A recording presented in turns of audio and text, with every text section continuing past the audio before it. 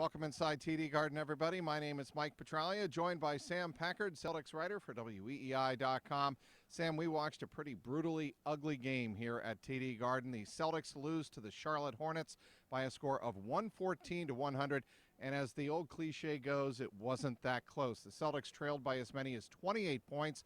They get outscored 33-3 in one stretch of the second quarter and to open the third quarter, and the Charlotte Hornets really put this game away. How did Brad Stevens sum it up after the game? Pretty simple. We laid an 8-minute egg at the end of the second quarter and really never gave ourselves a chance to win after that. Yeah, once you get down 28 in any NBA game, it's going to be tough to come back. But the stretch he was talking about with 9 minutes left to play, Evan Turner made a layup to put the Celtics up. I think it was 37-32.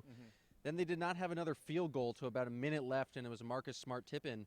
There was a number of turnovers that seemed to just be kind of driving into the paint with reckless abandon, and the kind of struggles on offense led to struggles on defense because it led to fast break points for the Hornets, who made them pay with just great shooting from the outside.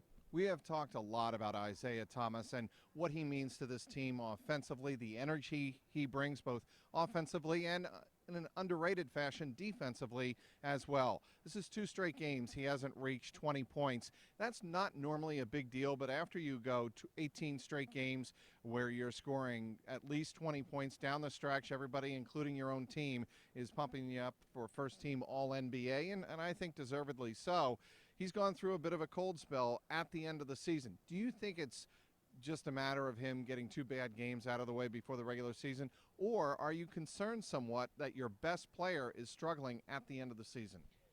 I think it's a concern that he's struggling because I think it may be a health issue. After the game in Atlanta, there's reports that he had his left his left wrist wrapped up. He took a really big fall against the Bucks here on Friday night, and it could be a problem with just his shooting mechanics, or he has pain when we saw him miss a number of free throws, which is uncharacteristic for Isaiah. So that could be problematic.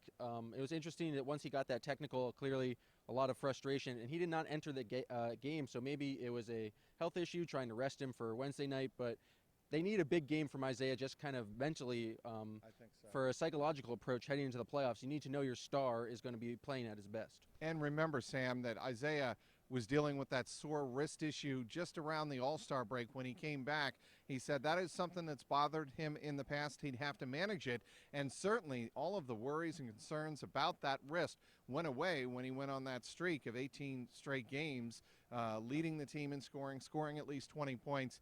But now you say, as you point out, he falls on it here against the Milwaukee Bucks on Friday. He doesn't look quite that sharp on Saturday, and tonight he just didn't look like he was into the game. The other thing we should mention here on Monday night is that the Celtics defensively, I thought they hung their head a little bit when the Hornets were able to drive into the lane, dribble drive, and then pop out for easy 3-pointers from Kemba Walker and Jeremy Lin.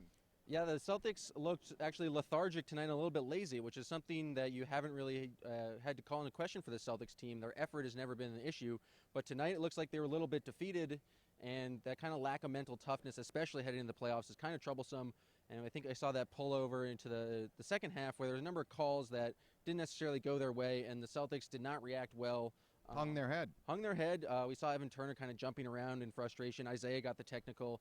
So that kind of lack of mental toughness was not something you expect to see from the Celtics, and is something you could be worrying about heading into the Wednesday's game, which is pretty huge for playoff seeding implications, and then the playoffs beyond that. It got so bad at one point, Sam, I think I turned to you and said, did the Bruins take over in that second quarter and in the second half after the egg they laid to end the season, essentially, here in the same building on Saturday against the Ottawa Senators. But back to the Celtics.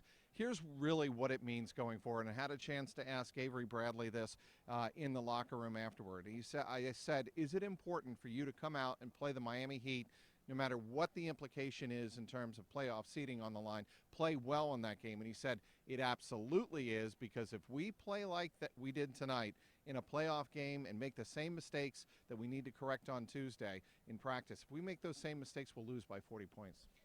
I think it's important not only that they play well, but I think they have to win on Wednesday night against the Heat. To lose your last 3 games of the season against 3 playoff opponents, that's just not a good approach to take into the playoffs. This Celtics team has expectations of winning a first-round playoff series, And if they can't even get wins, one win in those last 3 games, it's just got for that mentality. It can't be useful or can't be helpful just for moving forward.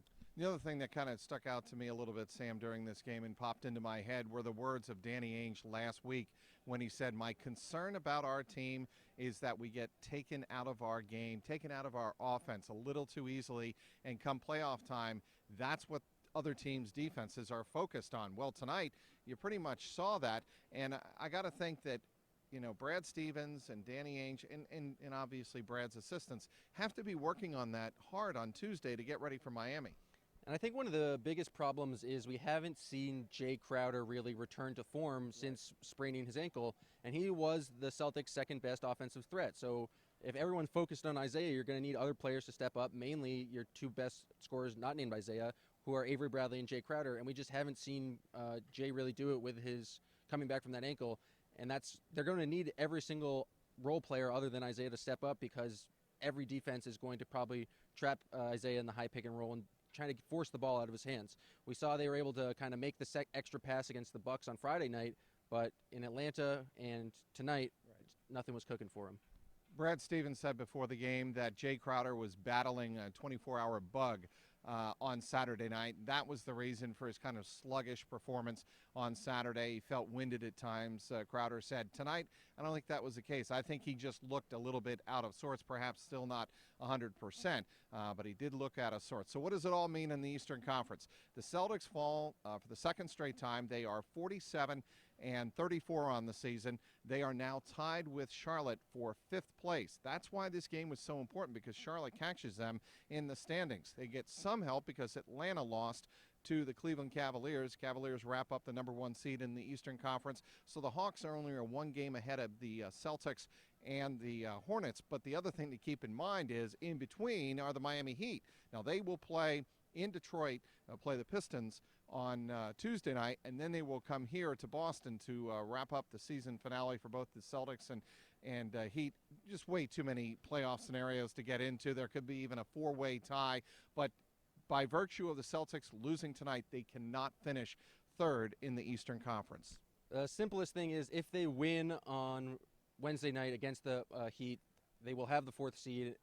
It's still up in the air who they might play, but they would have the 4th seed and have home court advantage in that first round. That's the simplest explanation for Celtics fans heading into Wednesday night. And I think that is all the motivation you need, really, for Brad Stevens and company to at least get home court advantage in that first round and then move on from there. Don't worry about whether or not you're going to play Cleveland in the second round. You have to take care of business in the first round. Get that win, get some momentum going for the playoffs with a win over the Miami Heat on Wednesday night. That should be goal number 1, job number 1 for this Celtics team as they try to put behind them a real bad stinker here at the Garden on Monday night. They lose to the Charlotte Hornets by a score of 114 to 100, falling to 47 and 34 on the season. For Sam Packard, I'm Mike Petraglia inside TD Garden, WEEI.com.